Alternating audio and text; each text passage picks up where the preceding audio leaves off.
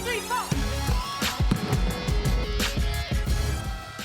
Happy Saturday morning, Preps fans. I'm Ashley Moore, and the regular season is over. This past week, most programs played their final regular season game for the spring and are gearing up for the playoffs. But speaking of the postseason, the last 3 5A lacrosse state championships have been won by just 2 teams, the Mountain Vista Golden Eagles and the top-ranked Arapahoe Warriors. So it's only fitting that we begin today with that matchup for the final game of the season.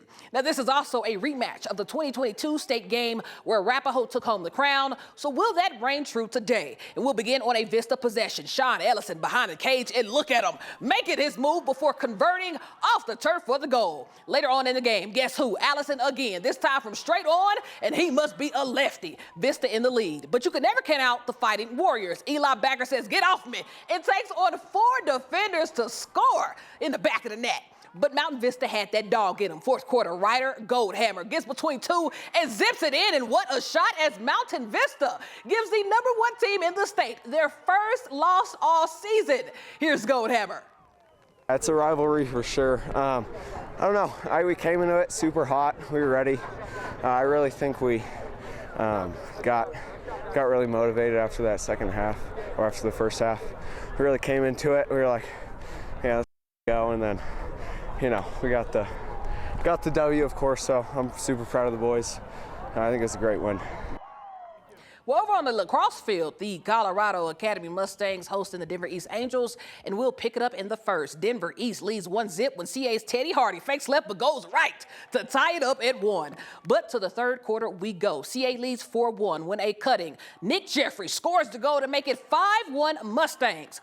All right, so same quarter, down 5 when Denver East's Jake Wrenchen squeezes through on the crease and scores for the Angels. 6-2 CA, but to the fourth. Denver East down 8-2, but on the fast break when Inigo Critchlow scores with the quick hands.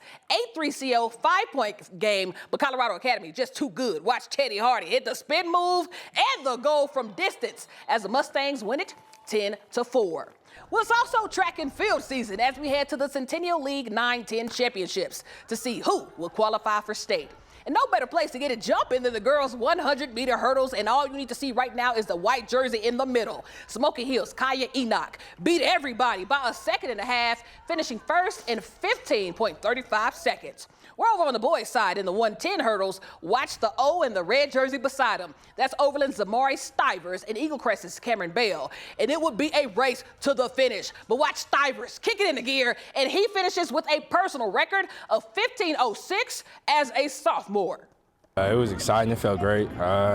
It's showing improvement. I can tell that I'm better than myself because freshman year, I was running like 18 seconds. Now it's down to almost 14, so it feels good.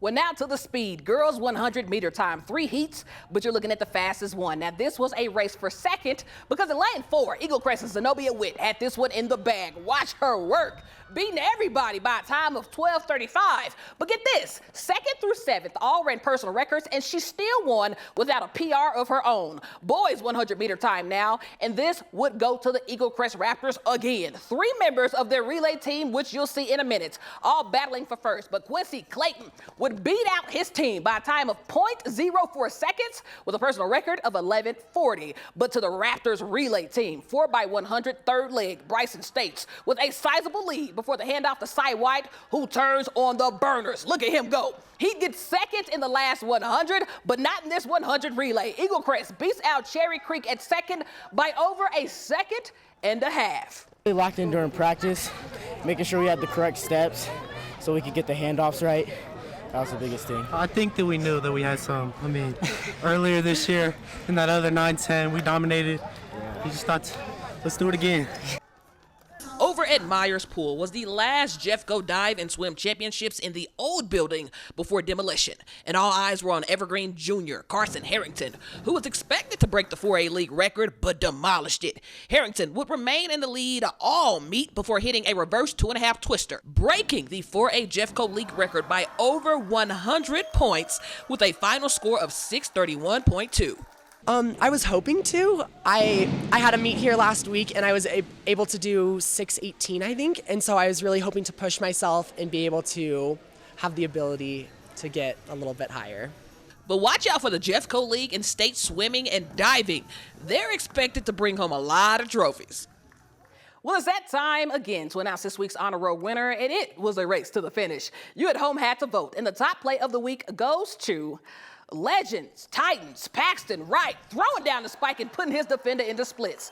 Congrats, Wright, on winning the Honor Roll. Well, reminder, we can't be everywhere, so if you're ever out of the game and see something you like featured on the Prep Rally, just send it over. That's all, folks. I'm Ashley Moore, and we'll see you next time right here on the 9 News Prep Rally.